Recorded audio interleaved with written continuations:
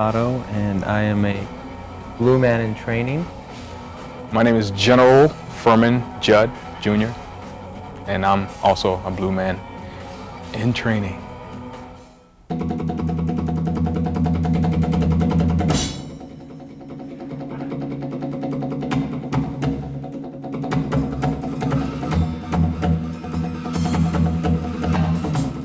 For me, it's the hardest audition process that I've gone through.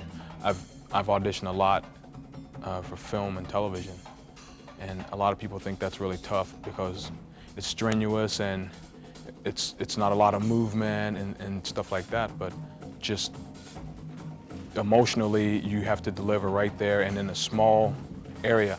Without speaking and without really using very much facial expression at all, you know, it's just, and so it's emotionally challenging and exhausting at the same time, you know, because you know that they say to us, they say, if you walk off the stage and you are just mentally and, you know, and emotionally exhausted, you're doing the right thing.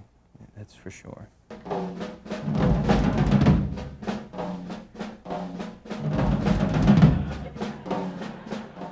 When people ask who is the Blueman, you know, we're careful not to let it go into always an alien, or we don't let people say that, or even a clown, because we feel like it's a somewhat random image, but that it's really something underneath this mask.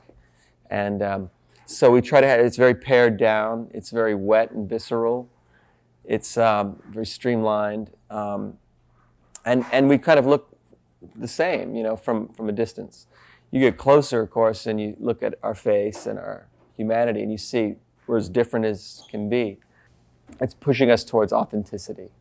It insists on getting below the superficialities. And they drill you and drill you and drill you and drill you, and you just reach this place inside, and you know everything, the outside world is shut off, and you're in that moment. And I guess that's what they need to see. So we think of Blueman as the top and the bottom, the superego and the id, or the hero and the clown, smashed together without the 70-odd years that we live with all of the habits that we develop.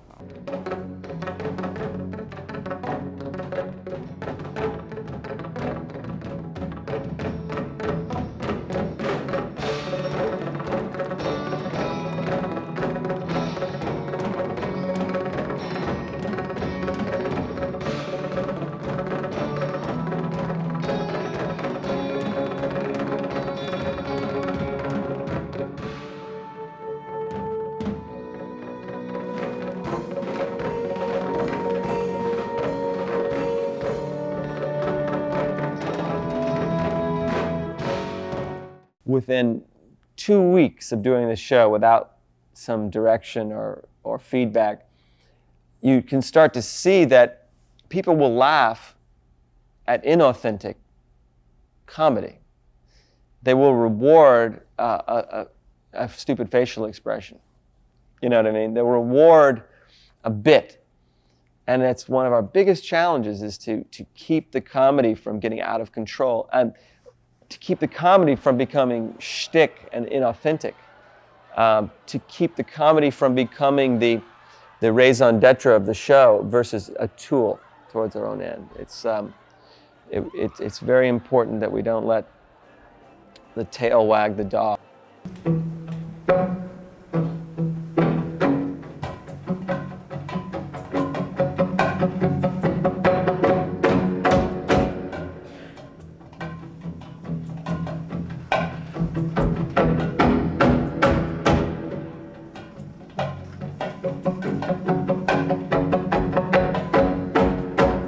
Artwork that we produce, you know, can't really be sold. I mean, sure, we sell tickets and you come to the show, but when we paint on drums, it happens for a moment, and it's an expression of an internal state, which is why we tell the actors that they have to deliver that internal state for it to not be spectacle.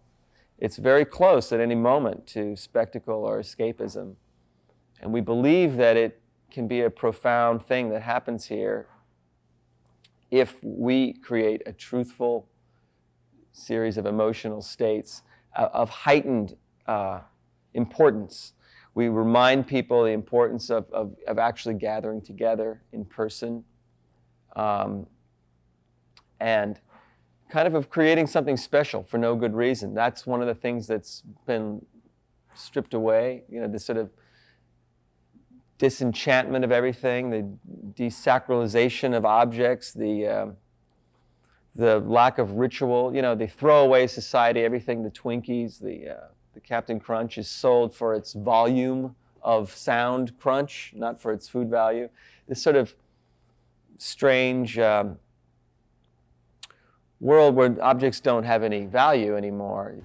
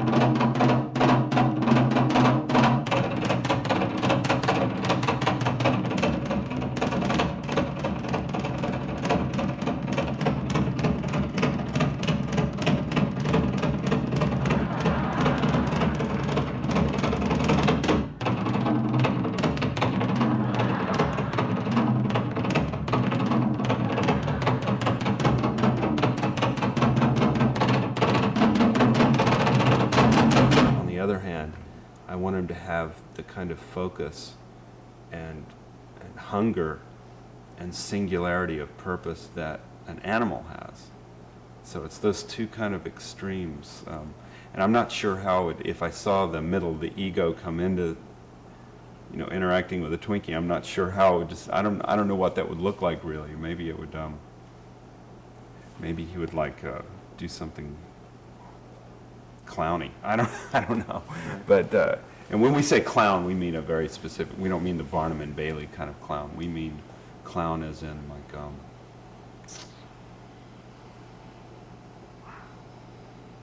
well, Buster Keaton was a really good one, as opposed to Charlie Chaplin.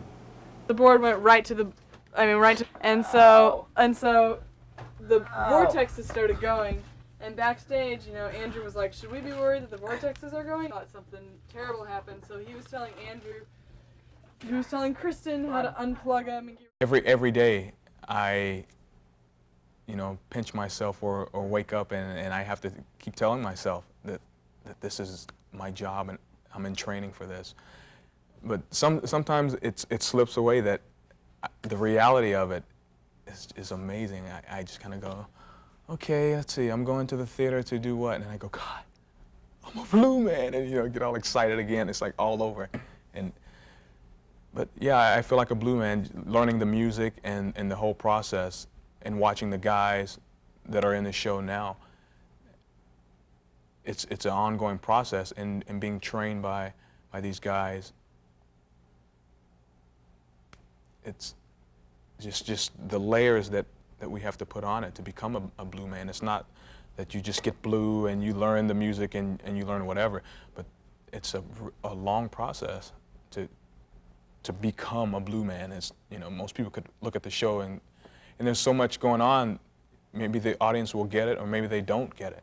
But we as performers have to get it and have to know what's going on psychologically, and so the audience can, you know, maybe one person may look and say, "Oh, I got it."